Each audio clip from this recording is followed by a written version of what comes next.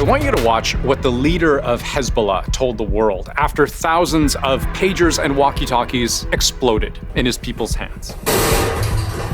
The reckoning will come. The reckoning will come. Hassan Nasrallah has called Israel's attack an act of war, accusing it of crossing a red line. There is a real risk that the conflict between Israel and Hezbollah gets much worse.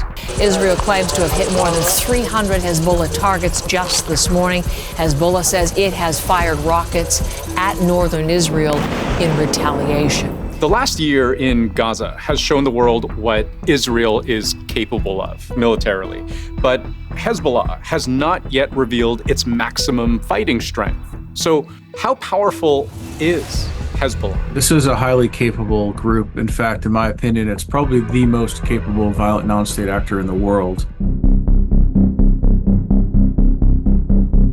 The exact size of Hezbollah's military wing is unknown. The U.S. State Department is pretty vague about it, reporting tens of thousands of supporters and members worldwide. One think tank estimates the group has 20,000 active personnel, and maybe twice that if you count reservists. But I've seen estimates go higher, up to 60,000 combined. And Hezbollah's leader said a few years ago that the group had 100,000 fighters, though it is impossible to know whether this is real or an exaggeration. Hezbollah has somewhere around 30,000 fighters, not all of them full-time, and then a much wider range of, call them reservists. To give you a frame of reference, Israel's fighting force is significantly bigger, about 170,000 active soldiers, and within days of the October 7th attacks last year, it called up 360,000 reservists. But what makes Hezbollah the world's most heavily armed non-state actor is its immense stockpile of weapons. Hezbollah has a massive arsenal. It has at least 150,000 rockets of different types. They've got anti-aircraft capability.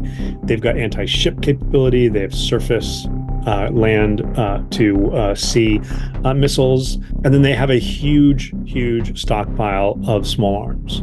The grenades, incapacitating agents, the rifles, etc. They have all of these, and they're trained in how to use them. In 2006, when all-out war last broke out between Israel and Hezbollah, it was estimated to have around 15,000 rockets and missiles.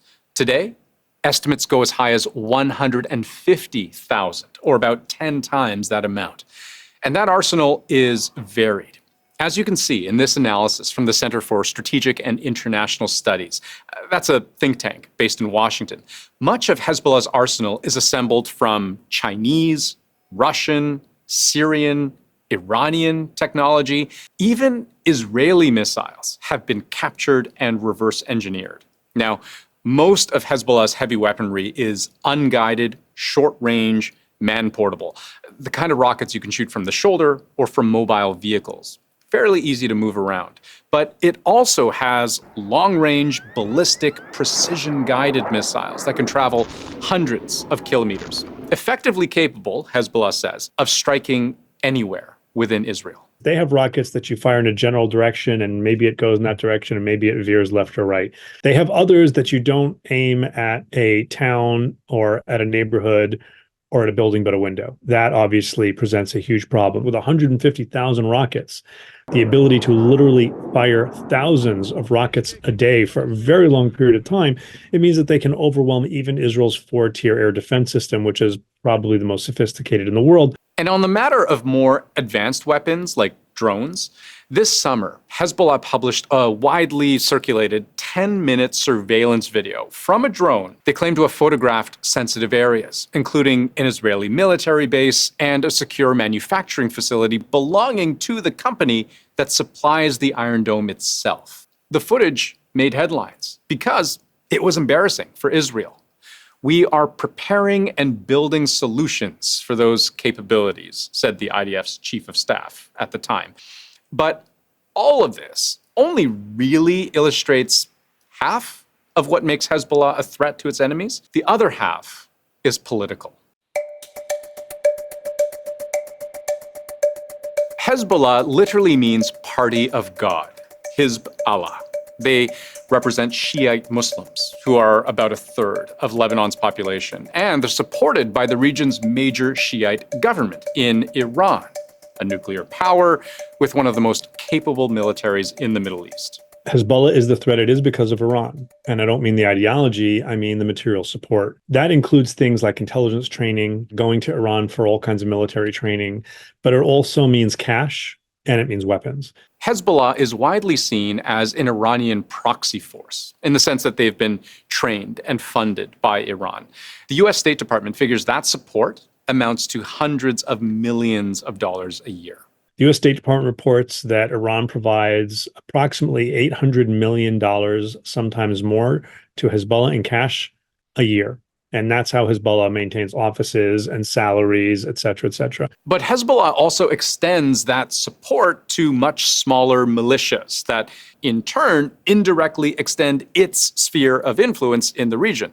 Some of those militias include Hamas. We know that there's commingling of Hamas personnel and Hezbollah personnel, meetings that have taken place, sharing best practices, tactics, techniques, and procedures. With Hamas to Israel's southwest, Hezbollah operates to its north in Lebanon. Hamas considers it an ally. But it's important to note, Hezbollah hasn't just built bridges among like-minded groups who all want to see Israel destroyed and erased from the Middle East. They're very much a legitimate part of the Lebanese government. Hezbollah is part of the fabric of Lebanese society.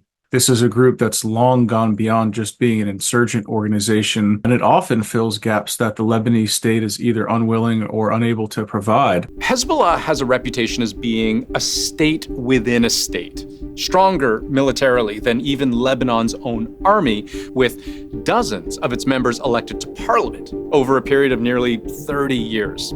It controls parts of the south, east, and even Beirut itself, essentially functioning as a government in areas under its control. It even manages a vast network of social services, hospitals, clinics, schools, even training for farmers. One of the secrets to Hezbollah's success is that it is a multifaceted organization. It absolutely is an international terrorist organization and absolutely is a very powerful regional militia, but it also engages in politics and is a legitimate, not illegal political party in Lebanon. Improving domestic support helps with recruitment. It helps with manpower. It helps with freedom of movement around the country, that this isn't a force that's being opposed by the Lebanese people.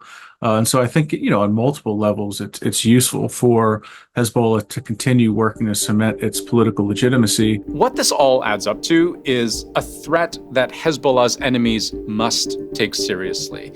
Many Mideast observers are concerned that fighting between Israel and Hezbollah has only escalated since October 7th. And with Israel's sabotage of Hezbollah pagers and walkie-talkies, and increasingly deadly airstrikes and missile attacks on both sides in recent days, the biggest, most immediate concern is what a full-scale ground war with Hezbollah would unleash.